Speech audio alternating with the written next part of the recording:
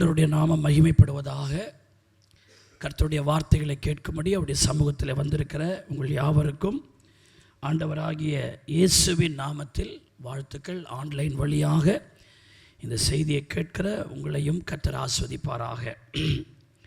தானியேலின் புஸ்தகம் 6வது அதிகாரம் அவருடைய 26வது வசனத்தையும் 27வது வசனத்தையும் நான் வாசிக்கிறேன், கவனிங்கள். தானியேல் 6ஆம் அதிகாரம் 26, 27. என் ராஜ்யத்தின் ஆளுகைக்குள் எங்கும் உள்ளவர்கள் யாவரும் தானியேலின் தேவனுக்கு முன்பாக நடுங்கி பயப்பட வேண்டும் என்று என்னாலே தீர்மானம் பண்ணப்படுகிறது. அவர் ஜீவனுள்ள தேவன், அவர் என்றென்றைக்கும் நிலைத்திருக்கிறவர், அவருடைய ராஜ்யம் அழியாது, அவருடைய கர்த்தத்துவம் முடிவு பரியந்தமும் நிற்கும். தானியேலை சிங்கங்களின் கைக்கு தப்புவித்த அவரே தப்புவிக்கிறவரும் ரட்சிக்கிறவரும் வானத்திலும் பூமியிலும் அடையாளங்களையும் அற்புதங்களையும் செய்கிறவருமாயிருக்கிறார் என்று எழுதினான் என்று இந்த வசனம் சொல்லுகிறது. தானியேல் 6ஆம் அதிகாரத்தில் தரியு என்கிற ராஜா, முழு உலகத்தையும் ஆட்சி செய்து கொண்டிருந்த ராஜா. பைபிள் நாட்களிலே 127 தேசங்கள் இருந்தது. அந்த 127 தேசங்களையும் ஆட்சி செய்து கொண்டிருந்த தரியு ராஜா சொன்ன வார்த்தையை நாம் இங்கே பார்க்கிறோம். இங்கே தரியு ராஜா சொல்றாரு, என் ராஜ்யத்தின் ஆளுகைக்குள் எங்கும் உள்ளவர்கள் யாவரும், ஒருத்தவர்களும் மிஸ் ஆகக்கூடாது, யாவரும் தானியேலின் தேவனுக்கு முன்பதாக நடுங்கி பயப்பட வேண்டும் என்று என்னாலே தீர்மானம் பண்ணப்படுகிறதுன்னு இந்த வசனம் ஆரம்பிக்குது. ஆனால் இதே தானியேல் 6ஆம் அதிகாரத்தில் தான் ஒரு காரியம் நடக்குது. என்ன நடக்குதுன்னா, அந்த ராஜாவோடு இருந்த பிரதானிகளில் ஒரு சில பிரதானிகள் தானியேலுக்கு முன்பாக சோத்திருக்கிறோம் அவனுடைய உயர்வை தடுத்து நிறுத்த அவன் மேல் பொறாமைப்பட்டு வஞ்சகமாக சூசகமாக வேற ஒரு சட்டத்தை அவங்க பாஸ் பண்ண நினைச்சு ராஜா கிட்ட போய், ராஜாவே 30 நாள் அளவும் இந்த ராஜ்யத்துக்குள்ள இருக்கிற எல்லாரும் உங்களைத்தான் வணங்கணும், உங்களை தான் சேவிக்கணும். ராஜாவுக்கே ஒன்றும் புரியல, திடீர்னு என்ன கடவுளாக்குறாங்களே அப்படின்னு ராஜா இருந்தாலும் அவர் கொஞ்சம் பெருமை தானே அது. ஆனால் அதில் தானியேலை தான் பாயிண்ட் பண்ணி இந்த சட்டத்தை அவங்க பாஸ் பண்ண வஞ்சகமாக கேட்குறாங்கன்னு ராஜாவுக்கு ஆரம்பத்தில் தெரியல. ராஜாவுக்கு அது சுகமான சட்டமாக இருந்ததுனால 30 நாள் அளவும் ராஜாவை உங்களை தான் வணங்கணும் அப்படி ஒரு சட்டத்தை பாஸ் பண்ணணும்னு நினைக்கிறோம், ராஜாவை இதன் மூலமாக நாங்கள் கனப்படுத்த விரும்புகிறோம்னு ஒரு புரூடா விட்டு ராஜாவும் அந்த சட்டத்தை பாஸ் பண்ணுறதுக்கு கையெழுத்து போட வச்சுட்டாங்க. அந்த மேதிய பெர்சிய சாம்ராஜ்யம் ஆட்சி காலத்தில் ராஜா ஒரு சட்டத்தை கையெழுத்து போட்டுட்டார்னா அவர் நினைச்சா கூட அதை என்ன செய்ய முடியாது, வாபஸ் பெற முடியாது என்கிற சூழ்நிலைமை இருந்தது. ராஜா சட்டம் போட்டாரு. இப்போ அந்த தரிவினுடைய ஆளுகைக்குள்ள இருக்கிற எல்லா மனிதரும் ராஜாவாகிய தரியுவை கடவுளாக என்ன செய்யறாங்க, வணங்க ஆரம்பிக்கிறாங்க. பாருங்க எவ்வளோ பெரிய கொடுமை பாருங்க. ஆனால் அதில் தானியேல் என்கிற ஒருவன் மாத்திரம் தனித்து செயல்படுகிறான். சோத்திருக்கிறோம்.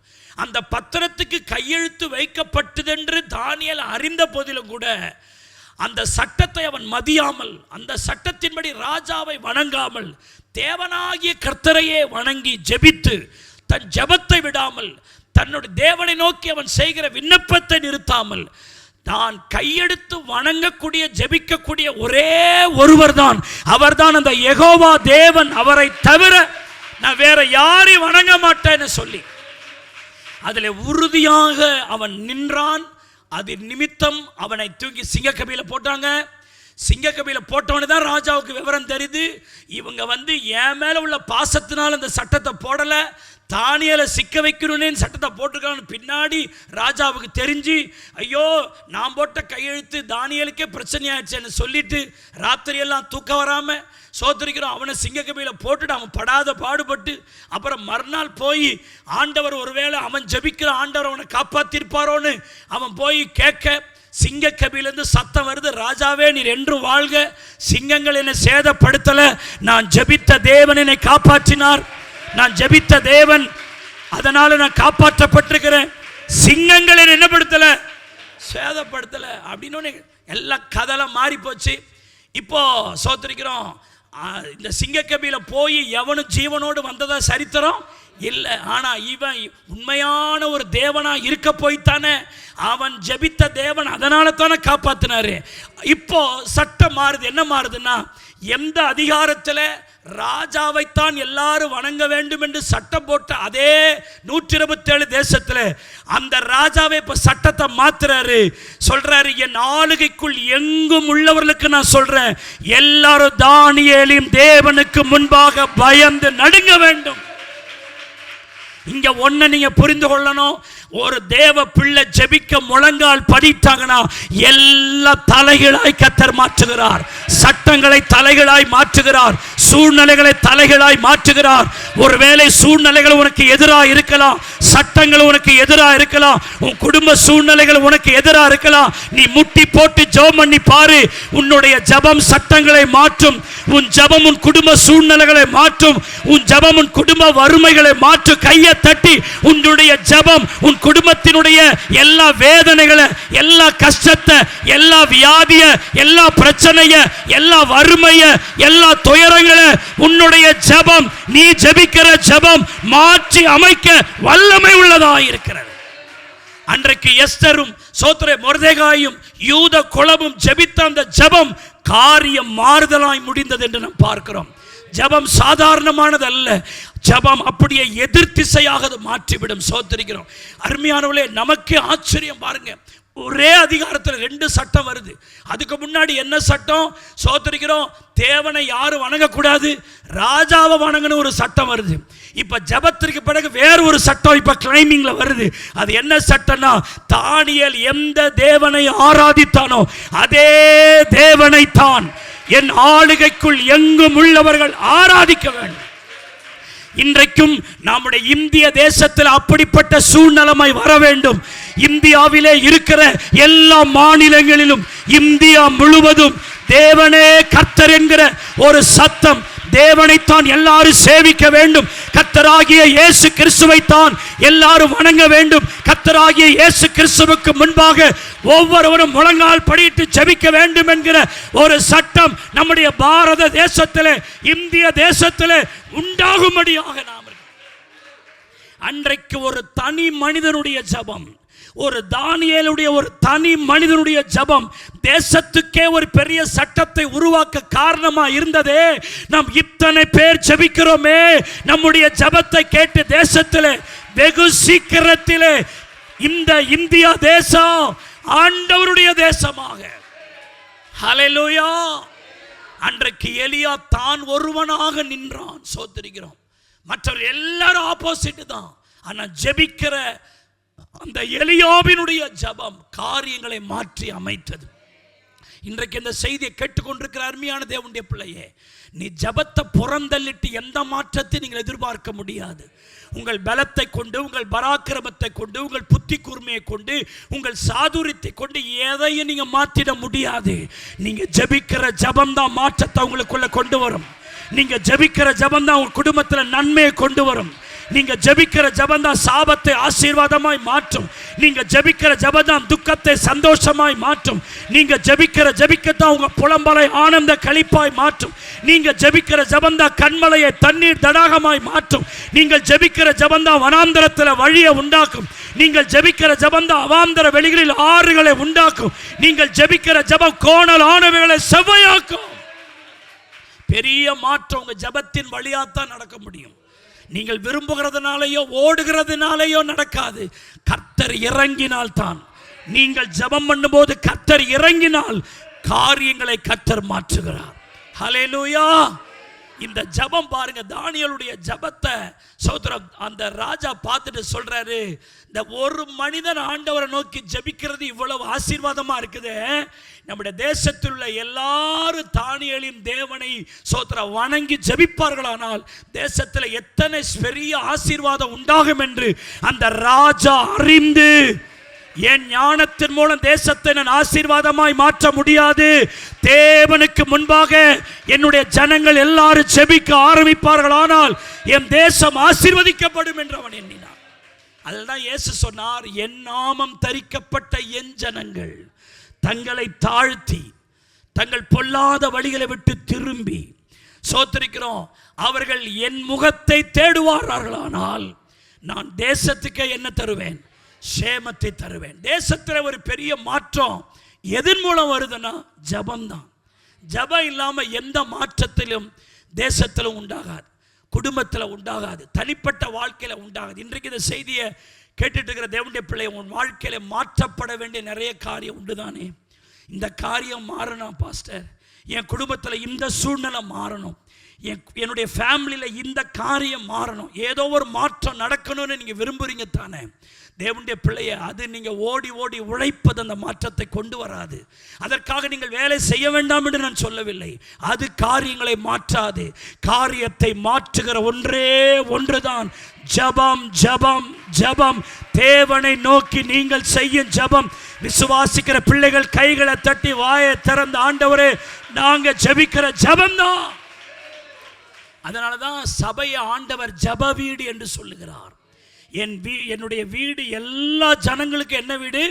ஜப வீடு. பிசாசு எல்லாத்தையும் செய்ய விடுவாங்க, ஆனால் காரியங்களை மாற்றி அமைப்பதற்கு காரணமாக இருக்கிற ஜபத்தை மட்டும் நீ செய்யாதபடிக்கு எவ்வளவு டிஸ்டர்ப் அவன் கொண்டு வரணுமோ கொண்டு வந்துடுவான். அப்படியே ஜபிக்க விட்டாலும் கருத்தாய் ஜபிக்க விட மாட்டான். அப்படியே ஜபிக்க விட்டாலும் ஒரு சிந்தையோடு கூட அவன் ஜபிக்க விட மாட்டான். நம்ம ஜபிக்க விடுவான், அந்த ஜபத்தை சத்து இல்லாமல் அவன் ஆக்கிடுவான். கண்ட சிந்தனைகளோடு கண்ட யோசனைகளோடு ஜபத்தை தொடங்கி கண்ட எண்ணங்களோட ஜபத்தை பண்ணி கண்ட சிந்தனைகளோட ஜபத்தை முடிச்சிருவோம். ஆனால் ஜபம் பண்ண மாதிரி இருக்கும், பண்ணாத மாதிரி இருக்கும். அந்த ஜபம் பண்ண மாதிரி இருக்கும், ஆனால் அந்த ஜபம் நம்முடைய மடிக்கே திரும்பி வந்த மாதிரி இருக்கும். அதே பிரச்சனை அப்படித்தான் இருக்கும். அதனால தான் ஆண்டவர் சொன்னார், எலியா சொன்னார், சோத்திர எலியா நம்மை போல பாடுள்ள மனுஷனாய் இருந்தாலும் அவன் கருத்தாய் ஜெபித்தான். அதனால தான் பஞ்சமுள்ள தேசம் மாறிற்று. ஹல்லேலூயா. அவன் ஜபம் என்னாச்சுன்னா அடைக்கப்பட்ட வானம் திறந்தது. சோத்திரிக்கிறோம். அவன் ஜபம் மழையை கொண்டு வந்தது. அவனுடைய ஜபம் வனாந்தரத்தை வயல் நிலமா என்ன செஞ்சிச்சு? மாத்துச்சு. ஹல்லேலூயா. ஆகவே இங்கு தரியு ராஜா சொல்றாரு, சோத்திரிக்கிறோம், எல்லாரும் தானியால பாருங்க, ஜெபிக்கிற ஆளை சோத்திரிக்கிறோம், தேவனை யெகோவா தேவனை எல்லாரும் வணங்கணும் அப்படின்னு சொல்லல. ஜெபிக்கிற அவனுக்கு ஒரு மதிப்பு வருது. தானியேலின் தேவன் என்று சொல்லப்படுகிறார். தானியேலின் தேவனுக்கு முன்பாக எல்லாரும் பயந்து என்ன செய்யணும்? நடுங்கணும். என்னாலே தீர்மானிக்கப்படுகிறது சொல்லிட்டு அந்த தேவனை பற்றி நிறைய சொல்றார், வருஷப்படுத்துறார். அந்த தேவன் யார் தெரியுமா? நான் ஏன் தெரியுமா தானியேலின் தேவனை வணங்குங்க ஜெபிங்கன்னு நான் ஏன் சொல்றேன் தெரியுமா? அந்த தேவன் எப்படிப்பட்டவர்? அவர் சொல்றார், முதலாவது அவர் ஜீவனுள்ள தேவன். இந்த உலகத்தில் உள்ள தேவன் யாரு ஜீவனுள்ள தேவன் அல்ல. தேவர்கள் என்று அழைக்கப்படுகிற எதுவும் ஜீவனுள்ளது அல்ல. ஆனால் இவர் எப்படிப்பட்ட தேவன்? ஜீவனுள்ள தேவன். அவர் சொல்றார், அவர் என்றென்றைக்கும் நிலைத்திருக்கிறவர். நான் இன்னைக்கு உலகத்தை ஆளலாம், ஆனால் நான் என்னன்னைக்கு நிலைச்சிருக்க முடியாது. எனக்கு மரணம் வரும், எனக்கு ஒரு முடிவு வரும். ஆனால் இந்த தேவன் என்றென்றைக்கும் நிலைத்திருக்கிறவர். அவர் சொல்றார், அவருடைய ராஜ்யம் என்ன செய்யாது? அழியாது. என் ராஜ்யம் மாறிடும், ஆனால் அவருடைய ராஜ்யம் என்ன செய்யாது? மாறாது. சோத்திரிக்கிறோம். அதற்கு முன்பதாக சோத்திர ஒரு ராஜ்யம் இருந்துச்சு. இப்போ வேற ஒரு ராஜ்யம் தேசத்தை ஆளுது. எனக்கு பின்னாடி வேற ஒரு ராஜ்யம் ஆளலாம், ஆனால் அவருடைய ராஜ்யம் என்ன செய்யாது? அழியாது. அவருடைய கர்த்தத்துவம் முடிவு பரியந்தமும் நிற்கும். கர்த்தத்துவம் என்றால் ஆங்கிலத்தில் கவர்மெண்ட்னு வருது. சோத்திரிக்கிறோம். கர்த்தத்துவம்னா ஆளுகைக்கு இன்னொரு வார்த்தை, அது கவர்மெண்ட். சோத்திரிக்கிறோம். அப்போ அவர் சொல்றார், ஏன் கவர்மெண்ட் மாறும், ஆனால் தேவனுடைய கவர்மெண்ட் என்ன செய்யாது? அது மாறாது. அவருடைய கர்த்தத்துவம் என்றைக்கும் என்ன செய்யும்? நிலைத்திருக்கும். சொல்லிட்டு 27 ரொம்ப கவனிங்க. தானியேலை சிங்கங்களின் கைகளுக்கு தப்புவித்த அவரே தப்புவிக்கிறவரும் ரட்சிக்கிறவருமாயிருக்கிறார். கைகளை தட்டி கர்த்தரை ஸ்தோத்திரம் பண்ணுங்க. அல்லேலூயா. சொல்லிட்டு வானத்திலும் பூமியிலும் அடையாளங்களையும் அற்புதங்களையும் செய்கிறவருமாயிருக்கிறார் என்று எழுதினான். சொன்னான்ல, it was written. ஒரு பொருள், ஒரு காரியம் எழுதப்படுகிறதானால் அது மாறாத ஒன்றுன்னு அர்த்தம்.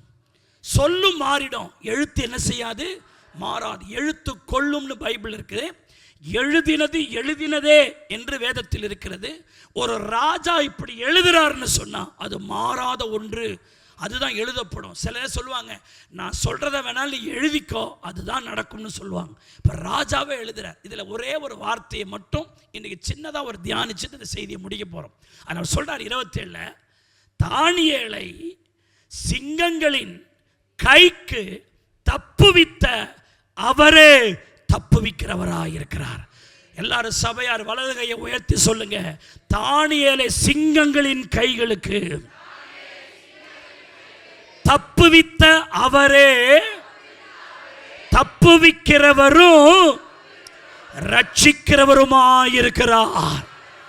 ஹல்லேலூயா. நாம் ஆராதிக்கிற தேவன் தப்புவிக்கிற ஒரு ஆண்டவரா இருக்கிறாரு.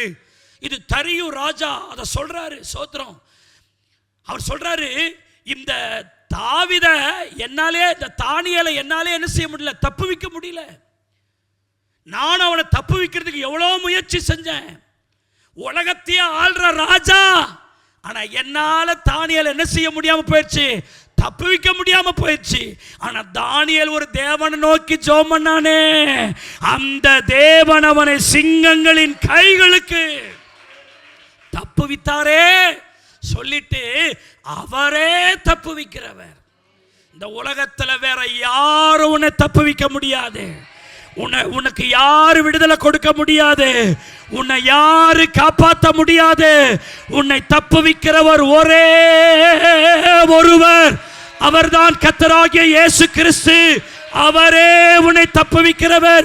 நீ என்ன பிரச்சனையில் இருந்தாலும், எந்த இம்சையில் இருந்தாலும், எந்த போராட்டத்தில் இருந்தாலும், எந்த கஷ்டத்தில் இருந்தாலும், எந்த துயரத்தில் இருந்தாலும் உன்னை தப்புவிக்கக்கூடிய ஒரே ஒரு ஆண்டவர், அவர்தான் சர்வ வல்லமை உள்ள கர்த்தர். அவரை தவிர உன்னை தப்புவிக்க ஆளே இல்லை. அவரும் உன்னை தப்புவிக்கிறவர்னு சொல்லல, அவரே தப்புவிக்கிறவர். ஹல்லேலூயா. அருமையான தேவனுடைய பிள்ளைகளே, அப்படி அந்த தப்புவிக்கிறவன சடுதியாய் வரும் ஆபத்துகள்.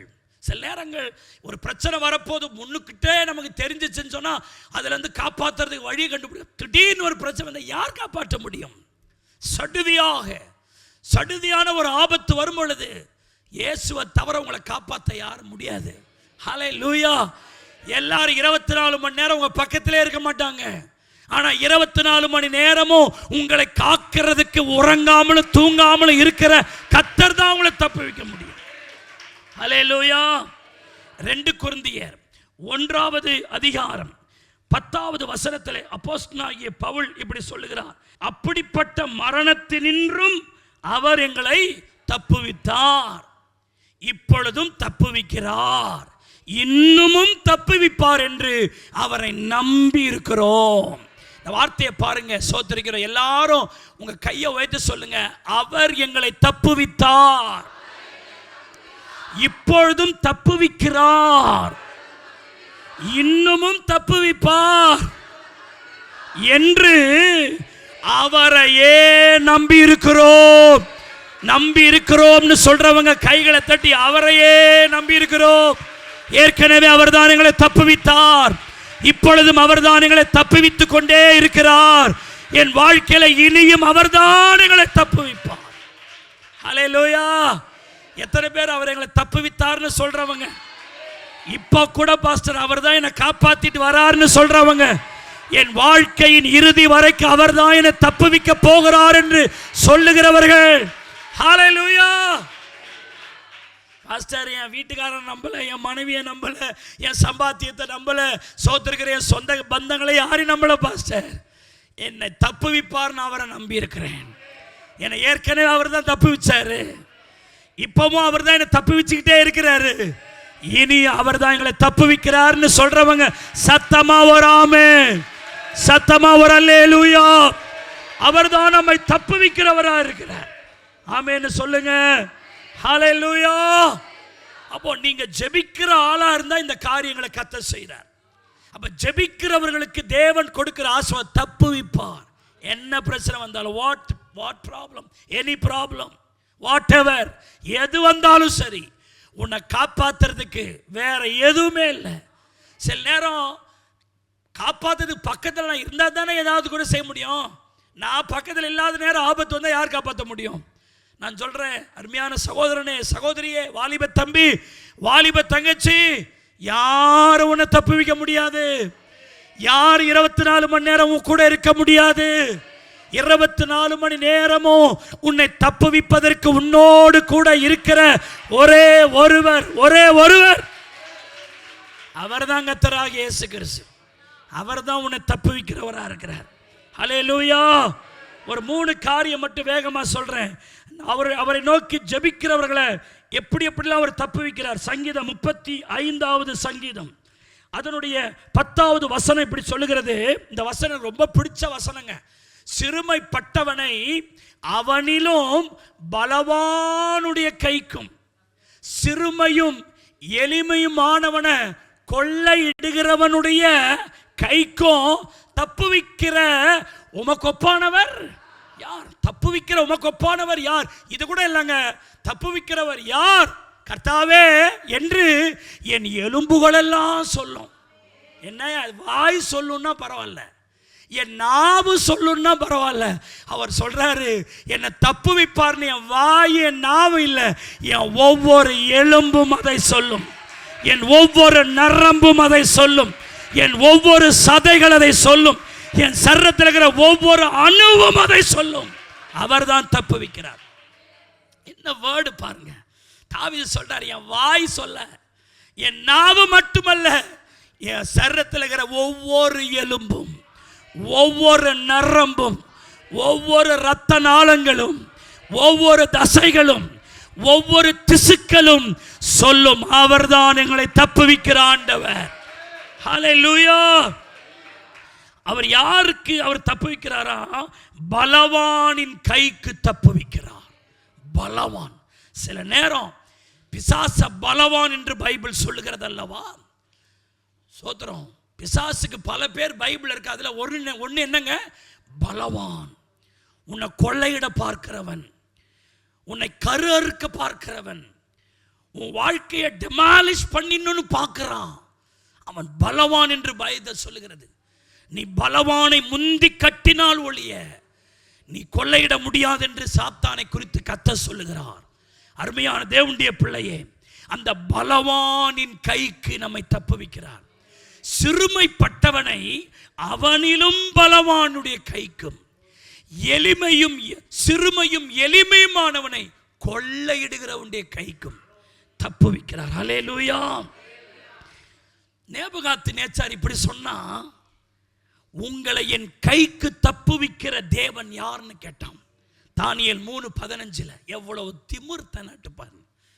உலகத்தை ஆள்றன்னு சொல்றதுனால உலக சோத்திரம் அண்ட சராசரங்களை உருவாக்கின ஆண்டவருக்கு முன்னாடி சவாலாடு விடுகிறான்.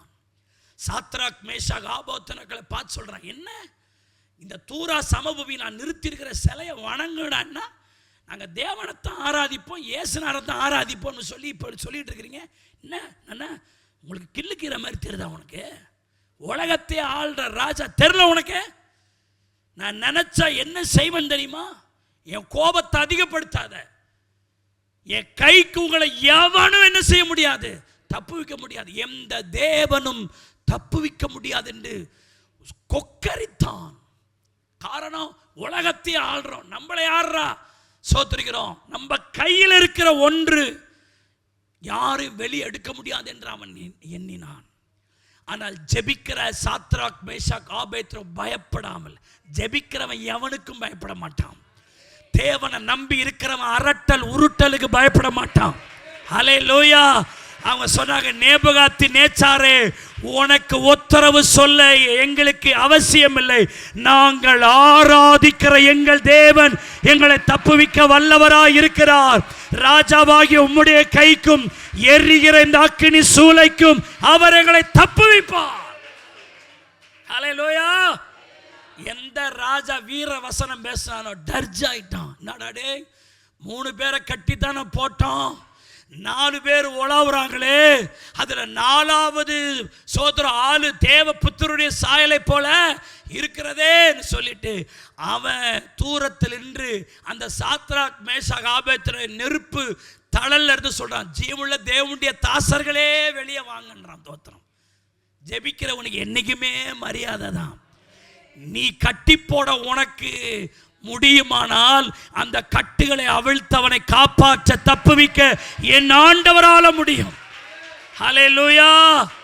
எல்லாம் கையை வைத்து சொல்லுங்க, பொல்லாத சாத்தானே, என்னை கட்டி போட உன்னால முடியுமானால் நான் ஜெபிக்கிற ஆண்டவர் அந்த கட்டுகளை அறுத்து என்னை தப்புவிக்கிறதுக்கு வல்லவராய் இருக்கிறார். கைதட்டி கர்த்தரை ஸ்தோத்திரம் பண்ணுங்க. ஹல்லேலூயா. அப்படிதான் பார்வோன் சொன்னான், உங்களை என் கைக்கு யார் என்ன செய்ய முடியாது, தப்புவிக்க முடியாதுன்னு சொன்னார். அவனை சிவந்த சமுத்திரத்திலே கவிழ்த்து போட்டார். ஆனா தரியு ராஜா வேற மாதிரி சொன்னான். அவன் என்ன தெரியுமா சொன்னான், தானியேலே, நான் கையெழுத்து போட்டது பிறகுதான் தெரியுது நீ அதில் சிக்கிட்டேன்னு. நான் எவ்வளவோ உன்னை தப்புவிக்க முயற்சி செஞ்சேன், ஆனா நீ போ, நீ இடைவிடாமல் ஆராதித்த தேவன் உன்னை தப்புவிப்பார். கைதட்டி கர்த்தரை ஸ்தோத்திரம் பண்ணுங்க. ஹல்லேலூயா. நேபுகாத்நேச்சார் சொன்னா, என் கையிலிருந்து எந்த தேவனும் உங்களை தப்புவிக்க முடியாதுன்னு சொன்னா. தரியு ராஜா சொன்னா, என்னால உன்னை காப்பாற்ற முடியாது, நீ ஜெபம் பண்ணின தேவன் உன்னை தப்புவிப்பார். ஹல்லேலூயா. அப்படியானால் நாம் ஜெபிக்கும் பொழுது என்ன செய்கிறார், பலவானின் கைகளுக்கு நம்ம என்ன செய்கிறார், தப்பு. சில நேரங்களுடைய வாழ்க்கையில் பிரச்சனை வரும்போது நம்மை விட எல்லா விதத்திலும் பலன் உள்ளவன் நம்மள்கிட்ட போட்டிக்கு வரான். நம்ம என்ன செய்ய முடியும், நம்ம பலத்தில் என்ன செய்ய முடியும். ஒரு அதிகாரி வந்து நமக்கு ஒரு ஆப்போசிட்டாக வந்து நிற்கிறான், ஒரு பெரிய ரவுடி வந்து நிற்கிறான், நம்மை விட ஒரு பணக்காரன் வந்து நிற்கிறான், நம்மை விட அரசியல் சப்போர்ட்டை வச்சுக்கிட்டு இருக்கிற ஆள் உனக்கு விரோதமாக அதை செஞ்சிருவான் இதை செஞ்சிருவான் நிற்கும் போது நம்ம என்ன செய்ய முடியும். நிறைய இடங்களாக தான் நடக்குது. சிறுமைப்பட்டவனை அவனிலும் பலவானுடைய சிறுமையும் எளிமையுமானவன் கொள்ளையிடுகிறவன் கை. ஆனா என்ன செய்றார் ஆண்டவர், தப்புவிக்கிற உமக்கோப்பானவர் யார் என்று கர்த்தாவே என் எலும்புகள் எல்லாம் சொல்லும். உங்க எலும்பெல்லாம் அப்படி சொல்லுமா, உங்க நரம்பு அப்படி சொல்லுதா, உங்களுடைய ஒவ்வொரு அணுவாத சொல்லுதா, எத்தனை பேர் அதை சொல்ல முடியும். ஹல்லேலூயா. ஆமா ஆண்டவரே, எங்களை தப்புவிக்கிற உம்மை போல இந்த உலகத்தில் யாருமே இல்லை. ஹல்லேலூயா. 144 அதிலே 10வது வசனத்தை நான் வாசிக்கிறேன். நீரே ராஜாக்களுக்கு ஜெயத்தை தந்து. யாருக்கு ஜெயத்தை தராரா? இப்ப கூட சட்டசபை தேர்தலுக்காக ஜெபிச்சுட்டு இருக்கிறோம், ஆள்றவங்களுக்காக ஜெபம் பண்ணிட்டு இருக்கிறோம். அவனு நினைக்கிறான் மந்திரவாதி, அப்புறம் சூனியம் பண்றவன், அப்புறம் யாகம் நடத்துறவன்ட்ட போயிட்டு எப்படியாவது கேட்டு எப்படியும் உள்ள வந்துடலான்னு நினைக்கிறான். ஆனால் பைபிள் சொல்லுது ராஜாக்களுக்கு அவர் தான் ஜெயத்தை தராராம். ராஜா தன் பலத்தினால் ஜெயிக்கிறது இல்லை, ராஜாவுக்கே தேவன் தான் ஜெயத்தை தருகிறார். நம்புறவங்க சத்தமா ஒரு அல்லேலூயா. அல்லேலூயா. நீரே ராஜாக்களுக்கு ஜெயத்தை தந்து உமது அடியானாகிய தாவீதை பொல்லாத பட்டயத்துக்கு என்ன செய்கிறீர். 2வது பொல்லாத பட்டயத்துக்கு அவர் தப்புவிக்கிறார். உனக்கு பொல்லாப்பு செய்யும்படி நிறைய காரியம் இருக்குது. அதனால தான் 91 சங்கீதத்தில் பொல்லாப்பு உனக்கு நேரிடாது, வாதை உன் கூடாரத்தை அணுகாது. பொல்லாப்பு உன் வாழ்க்கையில் ஒரு பொல்லாப்பு நடந்துடணும், ஒரு பொல்லாப்பு உனக்கு உண்டாகணும்னு முயற்சிகள் நடக்குது. ஆனால் ஆண்டவர் என்ன செய்கிறாரு, பொல்லாதவர்களுடைய பட்டயத்திற்கு என்ன செய்கிறாரு, தப்பு வைக்கிறார். பொல்லாதவர்கள் நிறைய காரியங்கள் இருக்கலாம். ஒருவேளை இந்த செய்தி கேட்கிற தேவனுடைய பிள்ளையே, நிறைய பொல்லாதவர்கள் உன் குடும்பத்துக்கு விரோதமாய், உன் தனிப்பட்ட வாழ்க்கைக்கு விரோதமாய், உன் வியாபாரத்துக்கு விரோதமாய், உன் பிஸ்னஸுக்கு விரோதமாய், உன் தொழிலுக்கு விரோதமாய், உன் வீட்டுக்கு விரோதமாய், உன் நிலத்துக்கு விரோதமாய், உன்னுடைய எல்லைக்கு விரோதமாய், உன்னுடைய முயற்சிகளுக்கு விரோதமாய், உன் எண்ணங்களுக்கு விரோதமாய் பொல்லாதவர்கள் எழும்புகிறார்களோ, அந்த பட்டயம் உனக்கு விரோதமாக வர பார்க்கிறதோ, தாவீது சொல்லுகிறார், ஆண்டவரே நான் ராஜா தான், ஆனா நான் ராஜாவா இருந்து என்ன புண்ணியம், நீங்க ஜெயம் தரலனா ஜெயம் எனக்கு இல்லை, நீங்க ஜெயம் தரலனா நான் கூஜா தான் தோத்திரம். தன்னை ஒப்பு கொடுத்தான் சொல்றான். நீர் ராஜாக்களுக்கு என்ன சரு ஜெயத்தை தருகிறீர். நான் ஒருவேளை இஸ்ரவேலை ஆளுகிற ராஜாவா இருக்கலாம், ஆனா உமது அடியானாகிய தாவீதை பொல்லாத பட்டயத்திற்கு தப்புவிக்கிறவர் நீரே. ஆமென்னு சொல்லுங்க. ஹல்லேலூயா. அருமையானவர்களே, சங்கீதம் 18வது சங்கீதத்தில் அவர் ஒரு சங்கீதத்தை பாடுறார். இந்த சங்கீதத்தை கூட நீங்க 2 சாமுவேல்ல கூட இந்த சங்கீதத்தை நீங்க வாசிக்க முடியும். சோத்திரிக்கிறோம். அதுல 18ஆம் சங்கீதத்தில் நீங்க அடைப்புக்குரிய நீங்க வாசி பார்த்தீங்கன்னா, கர்த்தருடைய தாசனாகிய தாவீது இந்த பாட்டின் வார்த்தைகளை கர்த்தர் தன்னை தன்னுடைய எல்லா சத்துருக்களின் கைகளுக்கு, சவுலின் கைகளுக்கு நீங்களாக்கி விடுவித்த நாளில் பாடின சங்கீதம் இருக்கு. அவன் ஆண்டவர் தப்புவித்த அந்த நாளில், அவனை காப்பாற்றி அந்த நாளில், அவனை விடுவித்த அந்த நாளில் இந்த சங்கீதம் பாடப்பட்டிருக்கிறது. அந்த சங்கீதத்தில் 18ஆம் சங்கீதம் 19 சொல்றாரு, சோதரிக்கிறார் சொல்றாரு, அவர் விசாலமான இடத்தில் என்னை கொண்டு வந்து என்மேல் பிரியமாய் இருந்தபடினால் என்னை தப்புவித்தார். ஆமென். நான் இன்னைக்கு தப்புவிக்கப்பட்டிருக்கிறேன்னா கர்த்தர் என் மேல பிரியமா இருந்தார். அவர் என் மேல எதனால பிரியமா வந்தார்னா, பைபிள் சொல்லுது, செம்மையானவனின் ஜெபம் அவருக்கு பிரியம். ஜெபிக்கிறவங்கன்னா ஆண்டவருக்கு கொல்லாசங்க. அவரை நம்பி இருக்கிற, அவரை ஜெபிக்கிற, ஆராதிக்கிற பிள்ளைகளின் மேல அவ்வளோ ஆசை அவருக்கு. அப்போ நீ ஜெபிச்சா உன் மேல பிரிய வைக்கிறாரு, அவர் உன் மேல பிரிய வச்சா உன்னை தப்பு வைக்கிறார். கைதட்டி கர்த்தரை ஸ்தோத்திரம் பண்ணுங்க. ஹல்லேலூயா. அதே 18ஆம் சங்கீதம் 43 அவர் சொல்றாரு, ஜனங்களின் சண்டைகளுக்கு நீர் என்ன செய்தீர், தப்புவித்து ஜாதிகளுக்கு என்னை தலைவனாக்குகிறீர். ஜனங்களின் சண்டை, ஜனம் சாதாரண ஆள் கிடையாதுங்க. ஜனங்கள் கையில் நம்ம சிக்கன நம்மளை கொழிச்சே கட்டுருவான். அதனால தாவீது கூட சொன்ன, ஆண்டவரே விழறதே விழற, உங்க கையிலே விழுந்துறேன், மனுஷன் கையில கொடுத்துடாதீங்க ஆண்டவரே, என்னை கைமா பண்ணிடுவான். மனுஷங்கிட்ட நம்ம மாட்டோன்னு வச்சிங்க, மனுஷன் பொல்லாதவங்க. பாஸ்டர் நம்மளே மனுஷன் தானே, நம்மளை திட்டிக்கிறதான்னு கேட்டா மனுஷன்தான். ஆனா சபையில இருக்கிற நம்ம எல்லாரும் தேவ மனுஷனா மாறணும். அல்லேலூயா. வெளியில ஆண்டவரை ஏற்றுக்கொள்ளாதவன் மனுஷன், ரட்சிக்கப்பட்டவன் தேவ மனுஷன். சத்தியம் புரிஞ்சவன் கையை தட்டி கர்த்தரை ஸ்தோத்திரம் பண்ணுங்க. அல்லேலூயா. எல்லாம் சொல்லுங்க, நான் ஜனமா இருக்கக்கூடாது, நான் தேவ ஜனமா இருக்கணும். ஹல்லேலூயா. ஜனமா இருந்தா பொறாம பொச்சரிப்பு, அவனை கெடுக்கணும், அவனை ஒழிச்சு கட்டினு, அவனை துண்டாக்கிடணும், அவனை 4 பேர்கிட்ட சொல்லி அவன் பேரை நார் அடிச்சு அவன் குடும்பத்தையே நாஸ்தி பண்ணின்னு நினைக்கிறவன் ஜனம், மனுஷன். ஆனா தேவ ஜனம் மன்னிக்கும், விட்டு கொடுக்கும், சகிக்கும், ஏற்றுக்கொள்ளும். ஹல்லேலூயா. அதனாலதான் நீயோ தேவனுடைய மனுஷனே, இவைகளை விட்டோடி அன்பையும் சமாதானத்தையும் நீதியையும் சாந்தத்தையும் அடையும்படி நாடு. நீ தேவ மனுஷனாரு. அப்ப அவர் சொல்றாரு, ஜனங்களின் சண்டை, மனுஷருடைய கோபம் என்மேல் பற்றி எரியில். தாவீது சொல்றாருல, நீரோ என் பக்கத்தில் இராதிருந்தால் என்னை உயிரோடே விழுங்கியிருப்பார்கள். ஜனம் சாதாரணமானது இல்லை தேவ பிள்ளையே, ஜனம். ஆனா நீங்களும் நானும் ஜனங்களின் கையில ஒப்பு கொடுக்காம இருக்கிறது காரணம், இயேசு ஜனங்களின் கையில் அவர் ஒப்பு கொடுக்கப்பட்டார். ஹல்லேலூயா. இல்லாட்டி நாம ஜனம் கையில சிக்குண்டு சின்ன பின்னமா இருப்போம். ஆனா இதுவரைக்கும் யார்கிட்டையும் நம்மளை விட்டு கொடுக்காம, நம்முடைய தவறுகளை யார்கிட்டையும் வெளிப்படுத்தாம 4 பேருக்கு முன்னாடி கௌரவமா வச்சிருக்கிறாரு. சத்தமா ஒரு ஆமென்னு சொல்லுங்க, சத்தமா ஒரு அல்லேலூயா சொல்லுங்க. அல்லேலூயா.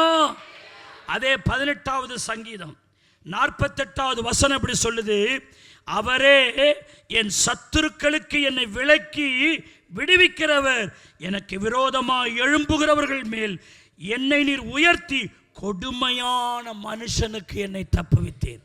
என்ன மனுஷன்? இதுக்கு என்ன வார்த்தையை நீங்க விளக்கம் கொடுப்பீங்க? கொடுமையான மனுஷன்னு சொல்றாரே, அதுக்கு என்ன விளக்கம் கொடுக்கறது, என்ன டெமான்ஸ்ட்ரேட் பண்றது? நான் அவ்வளோ கொடுமையானவன். சோத்தரிக்கிறோம். அவனுடைய கைக்கு என்ன செஞ்சீங்க? என்னை நீர் உயர்த்தி. ஆமென். ஹல்லேலூயா. என் சத்துருக்களுக்கு என்னை விலக்கி எனக்கு விரோதமாய் எழும்புகிறவர்களை விட என்னை நீர் உயர்த்தி. கொடுமையான மனுஷன். எல்லாம் சொல்லுங்க, சத்துருக்கள், எனக்கு விரோதம் பண்ணுகிறவர்கள், கொடுமையான மனுஷர்களுக்கு கர்த்தர் என்னை தப்புவிக்கிறார். கைதட்டி கர்த்தரை ஸ்தோத்திரம் பண்ணுங்க. ஹல்லேலூயா. கடைசியா ஒரு குறிப்பை வாசிச்சு நான் முடிச்சிடலாமா? 116வது சங்கீதம். ஸ்தோத்திரிக்கிறோம். நான் நிறைய விளக்குறேன். நீங்கள் வீட்டில் போய் இந்த வசனங்களெல்லாம் கொஞ்சம் டீப்பாக நான் வசனங்களை தான் சொல்கிறேன், நீங்கள் அதை வீட்டில் போய் பாருங்கள். ஸ்தோத்திரிக்கிறோம். 116வது சங்கீதம்.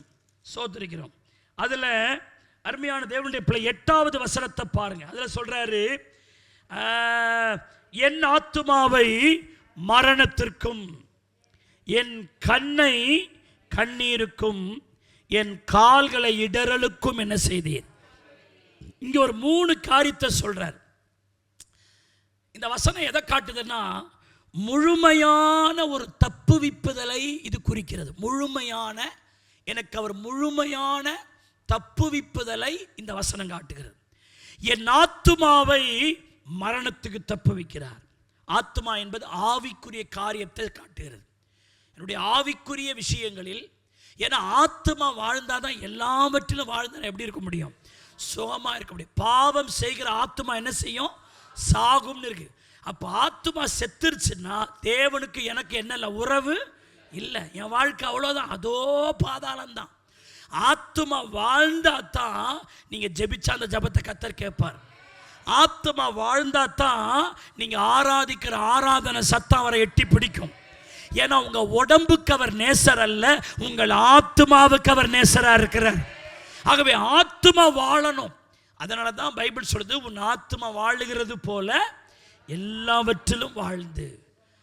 அப்போ ஆத்துமாவை தேற்றி பாருங்க. சில நேரம் ஆத்துமா கலங்குது, ஆத்துமா தவிக்குது, ஆத்துமா வியாகுலப்படுது, ஆத்துமா தொய்ந்து போகிறது, ஆத்துமா கருகி போகிறது, ஆத்துமா விசாரப்படுகிறது. நிறைய வேர்டு வருது பாருங்க. இதெல்லாம் இப்படி இருந்துச்சுன்னா நம்மால ஒரு காரியத்தை செய்யவே முடியாது. ஆனா ஆத்துமா நீங்க ஜெபிக்க ஜெபிக்க, நீங்க தேவ சமூகத்தில் துதிக்க துதிக்க, உங்க ஆத்துமா தொய்ந்து போகிற ஆத்துமாவை, கருகி போகிற ஆத்துமாவை, தளர்ந்து போகிற ஆத்துமாவை, தவிக்கிற ஆத்துமாவை, கலங்குகிற ஆத்துமாவை அவர் என்ன செய்யறாரு? திடப்படுத்தி, அதை தேற்றி, அதை ஆற்றி, அது மரணத்திற்கு தப்புவிக்கிறார். ஹல்லேலூயா. உங்க ஆத்துமாவை தப்பிச்சிட்டாலே அவ்வளவுதான். நீ நிறைய பிரச்சனை இருக்கும், ஆனா சந்தோஷமாவே இருப்பீங்க. நிறைய பேர் சொல்லுவாங்க, என்னம்மா கல்யாணத்தை வச்சுக்கிட்டு நிறைய பிரச்சனை வச்சுக்கிட்டு நீ மாதிரி சிரிச்சுக்கினே போற அப்படின்னு ஒருத்தவங்க கேட்பான். நீங்க சொல்லலாம், கர்த்தர் எல்லாத்தையும் பார்த்துக்குவாரு. ஏன்னா ஆத்துமா வாழுது. அந்த ஆத்துமாவை மரணத்திற்கு அவர் தப்புவிக்கிறார். ஹல்லேலூயா. இந்த கண்ணை கண்ணீருக்கு என்ன செய்யறாருங்க? இந்த கண் என்பது சரீரத்திற்கு அதுதான் விளக்கு. கண் கெட்டதானால் சரீரம் முழுவதும் என்ன செஞ்சிடும்? கெட்டு போயிடும். அப்போ என் கண்ணை கண்ணீருக்கு காப்பாத்துறாருன்னா என் சரீரத்தை அவர் காப்பாத்துறாருன்னு அர்த்தம். கைதட்டி ஆமென்னு சொல்லுங்க. ஹல்லேலூயா. நான் அழுது அழுது அழுது அழுது அழுது தொலைய வேண்டிய ஒரு ஆளை கர்த்தர் என்ன செய்றார்? என்னை அழாம என் கண்ணை அழுகிற கண்களா இல்லாம என் கண்ணை கண்ணீருக்கு காப்பாத்துறார். கைதட்டி கர்த்தரை ஸ்தோத்திரம் பண்ணுங்க. ஒரு சகோதரி சொன்னாங்க, என் வாழ்க்கை ஆண்டவரை அறியறதுக்கு முன்னாடி அழுதுகிட்டே இருப்பேன் மாஸ்டர், அழுதுகிட்டே இருப்பேன். அழுக அழுக என் வாழ்க்கையில் அழுகதான், நேரமும் கண்ணீர் தான். என் வாழ்க்கை கண்ணீர் தான். என் வாழ்க்கை கண்ணீராகவே இருந்தது மாஸ்டர். பிறந்த வீட்டிலும் கண்ணீர், புகுந்த வீட்டிலும் கண்ணீர். என் வாழ்க்கையே கண்ணீர் தான். ஆனால் நான் என்னைக்கு ஆண்டவரை ஏற்றுக்கொண்டேனோ, ஆண்டவருடைய சமூகத்தில் வந்தனோ, அன்னைக்கு தான் பாஸ்டர் என் கண்ணுக்கே ஓய்வு. என் கண்ணீரை கர்த்தர் மாற்றினார். என்னை ஆனந்த களிப்புள்ள உதடுகளால் அவரை துதிக்கும்படியா என் கண்ணீரை கர்த்தர் மாற்றினார். ஹல்லேலூயா. ஆமா, அன்னைக்கு அன்னாளின் கண்ணீரை மாற்றினவர். ஹல்லேலூயா. அன்றைக்கு ஆகாரின் கண்ணீருக்கு ஒரு முடிவை உண்டாக்கினவர். ஹல்லேலூயா. நம்முடைய கண்களை கண்ணீருக்கு தப்புவிக்கிற ஒரே ஒருவர் கைதட்டி கர்த்தரை ஸ்தோத்திரம் பண்ணுங்க. ஹல்லேலூயா, ஹல்லேலூயா. அப்படிதான் அவர் நம்மளை காப்பாற்றுறார். நம்முடைய கண்ணீருக்கு அவர் கணக்கு வச்சு என் அலைச்சல்கள் எல்லாம் மாற்றுகிறார். பைபிள் சொல்லுது, என் கால்களை இடறலுக்கு என்ன செய்கிறார்? தப்புவிக்கிறார். என்னுடைய கால் என் வாழ்க்கையை காண்பிக்கிறது. நான் முன்னேற்றம், என் முன்னேற்றம் என் ஆசீர்வாதத்தை காட்டுது. நான் எங்கே போன காலில் நடந்துதான் என்ன செய்யணும்? நான் போகணும். அந்த ஆண்டு சொன்ன, நீ கால் மிதிக்கிற இடத்தை நான் உனக்கு சொந்தமாக்கி தருவேன். பைபிள் சொல்லு, பரிசுத்தவான்களின் பாதங்களை அவர் காக்கிறார்னு சொல்லுது. உன் கால்களை தள்ளாட ஒட்டார் என்று சொல்லப்பட்டிருக்கிறது. தேவனுடைய பிள்ளையை இந்த பில்லி சூனியம் பண்ணுறவங்க கூட காலடி மண்ணை எடுத்து சூனியம் பண்ணுவான். நான் சோத்தரிக்கிறோம் தேவனுடைய பிள்ளை. ஆனால் ஆண்டவர் நமக்கு சூனியம் பண்ணுற ஆண்டவர் அல்ல, நம்முடைய கால்களுக்கு ஒரு பாதுகாப்பை தரவர். ஹல்லேலூயா. வேதத்தை நேசிக்கிறவர்களுக்கு மிகுந்த சமாதானம் உண்டு, அவர்களுக்கு இடரலே இல்லை. உன் கால்களை இடரலுக்கு தப்புவிக்கிற கர்த்தர். வேதம் சொல்லுகிறது, தேவன் அருள வேதம் என் இருதயத்தில் இருக்கிறது, என் நடைகளில் ஒன்றும் பிசங்காது. அல்லேலூயா. உன் பாதம் கல்லில் இடராதபடிக்கு தூதர்கள் உன்னை ஏந்தும்படி செய்கிறவர். கைதட்டி கர்த்தரை ஸ்தோத்திரம். அல்லேலூயா. ஆமாம், உன்னுடைய கால்களை முன்னேறும் கால்களாக, ஆசீர்வாதத்தின் கால்களாக தப்புவிச்சாதான் நீங்கள் முன்னேற முடியும். இல்லைன்னா சறுக்கி சறுக்கி சறுக்கி. தாவீது சொல்கிறான், என் கால்கள் சறுக்கலுக்கு சற்றே தப்பிற்று. இல்லாட்டி நான் சறுக்கி விழுந்திருப்பேன் பாஸ்டர், வாழ்க்கை முடிஞ்சே போயிருக்கோம். ஆனால் சறுக்காம காத்தார் பாருங்க. இந்தந்த இடங்களில் நான் சறுக்கி விழுந்திருக்கணும், என் குடும்பமே இன்னைக்கு இல்லாம போயிருக்கும். ஆனா என் கால கத்தர் ஹல்லேலூயா உளையான சேற்றில பயங்கரமான குழியிலிருந்து என்னை எடுத்து என் கால்களை கண்மலையின் மேல் உறுதிப்படுத்தி அவரை துதிக்கும் புதுப்பாட்டை என் நாவில் தந்து. ஹல்லேலூயா. அதுக்கு முன்னாடி என் காலு சேத்துலையும் உளையான சேத்துல கிடந்துச்சு. இந்த காலை இப்ப எங்க கர்த்தர் வச்சிருக்கிறாரு? கண்மலையின் மேல் உறுதிப்படுத்தினா. அதனால தான் இன்றைக்கி என் குடும்பம் ஆடாமல் அசையாமல் என் குடும்பம் அப்படி போகுதுன்னா அவர் என் கால்களை இடறலுக்கு கையை தட்டி ஆண்டவர். ஹல்லேலூயா. எல்லாம் சொல்லுங்க, என் கால்களை கண்மலையின் மேலே வைத்தவர் மட்டுமல்ல, என் கால் இடராதபடிக்கு கண்மலையின் மேல் உறுதிப்படுத்தி வைத்திருக்கிறார். நம்புறவங்க சத்தமா ஒரு அல்லேலூயா, ஹல்லேலூயா. இப்படியாக சோதரம் நம்மை தப்புவிக்கிறார். எங்கெங்கெல்லாம் தப்புவிக்கிறாருங்க? அவர் நம்மை பலவானினுடைய கைக்கு, இரண்டாவது பட்டயத்திற்கு, பொல்லாதவர்களுடைய பட்டயத்துக்கு தப்புவிக்கிறார். மூன்றாவது என்னுடைய முழு வாழ்க்கையை சோதரிக்கிறோம், என்னுடைய முழுமையான என்னுடைய வாழ்க்கையே கர்த்தர் என்ன செய்கிறாரு? தப்புவிக்கிறார். இதெல்லாம் தப்புவிக்கணும்னா ஒன்னே ஒன்று, தானியேலை போல ஜெபிக்கிற அனுபவம். ஹல்லேலூயா. தானியேலை சிங்கங்களின் கைகளுக்கு தப்புவித்த அவரே தப்புவிக்கிறவரும் ரட்சிக்கிறவருமாய் இருக்கிறார்.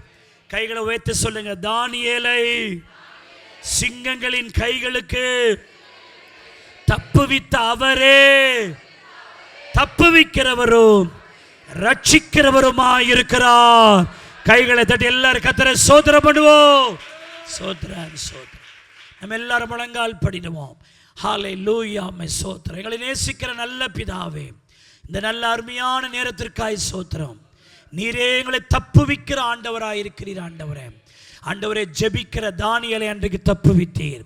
ஆண்டவரே ஸ்தோத்திரம். ஜெபிக்கிற தானியேலின் மூலமாய் சட்டத்தையே மாற்றினீர். ஆண்டவரே கர்த்தாவே, அந்த கர்த்தர் இன்றைக்கு ஜீவிக்கிறீர். அந்த கர்த்தர் இப்பொழுதும் அசைவாடி கொண்டிருக்கிறீர். இந்த சத்தத்தை எங்கும் இருந்து கேட்டுக்கொண்டிருக்கிற ஒவ்வொருடைய வாழ்க்கையிலும் அந்த தப்புவிக்கிற தேவனுடைய பிரசன்ன, கைகளை தட்டி தப்புவிக்கிற தானியேலின் தேவனுடைய நன்மை ஒவ்வொருவரையும் இறுக பிடிப்பதாக, ஒவ்வொருவரையும் நடத்துவதாக நாங்கள் ஜெபிக்கிறோம். ஆண்டவரே ஸ்தோத்திரம். காலையிலிருந்து மாறி மாறி ஜெபம் பண்ணிக்கிட்டே இருக்கிறப்பா, இந்த ஜெப நாட்களிலே இந்த காரியம் நடக்கட்டும் ஆண்டவரே. மகிமையான காரியங்கள் நடக்கட்டும் ஆண்டவரே. மகத்துவமான காரியங்கள் நடக்கட்டும் ஆண்டவரே. ஆண்டவரே சோதரிக்கிறோம். இந்த ஆலயத்திலும் ஆண்டவரே ஆன்லைன் வழியாக இந்த சத்தத்தை கேட்டுக்கொண்டிருக்கிற ஒவ்வொரு இல்லங்களிலும் உள்ளங்களிலும் பலவானின் கைக்கு தப்புவிக்கிற, பொல்லாத பட்டயத்துக்கு தப்புவிக்கிற, எங்கள் முழு வாழ்க்கையும் எல்லா ஆபத்துகளிலும் தப்புவிக்கிற தேவனுடைய பிரசன்னம் ஒவ்வொரு வீடுகளிலும் கடந்து செல்லட்டும் இயேசுவின் நாமத்தில். இந்த சத்தத்தை கேட்கிற ஒவ்வொரு வாழ்க்கையிலும் தப்புவிக்கிற கர்த்தர் விடுதலையாய் செயல்படுவீராக. எங்களை தாழ்த்தர ஒப்பு கொடுக்கிறோம். தொடர்ந்து நடக்கிற ஜபங்களை எல்லாம் ஆதரித்து நடத்தும். இயேசுவின் ரத்தம் ஜெயம். இயேசுவின் நாமத்தில் ஜெபிக்கிறோம் ஜீவனுள்ள நல்ல பிதாவே, ஆமென். நம்முடைய கர்த்தராகிய இயேசு கிறிஸ்துவின் கிருபை, பிதாவாகி தேவனுடைய அன்பு, பரிசுத்த ஆவியானவருடைய அன்யோன்ய ஐக்கியம், சிநேக வழிநடத்துதல், பாதுகாப்பு, பராமரிப்பு இன்றும் இன்னும் சதா நாட்களிலும் கிறிஸ்துவின் வருகை பரியந்தமும் நம் அனைவரோடு கூட இருப்பதாக, ஆமென். நம்ம எல்லாரும் சேர்ந்து சத்தமாய் சொல்லுவோம். என் ஆத்துமாவே என் முழு உள்ளமே அவருடைய பரிசுத்த நாமத்தை சோத்ரி. என் ஆத்துமாவே கர்த்தரை சோத்ரி. அவர் செய்த சகல உபகாரங்களையும் மறவார். அவரின் அக்கிரமங்கள் எல்லாம் மன்னித்து என் பிராணனை அழிவுக்கு விலக்கி மீட்டு கிருபையினால் இரக்கங்களினால் முடிசூட்டி நன்மையினால் என் வாயை திருப்தியாக்கி கழுகு சமானமாய் திரும்ப என் வயதை வாழ வயது போல் ஆக்கு. அல்லேலூயா, அல்லேலூயா, அல்லேலூயா. தப்புவிக்கிற தேவனுடைய ஆசீர்வாதம் ஒவ்வொருவரோடு இருந்து உங்களை நடத்துவாராக. ஆமென்.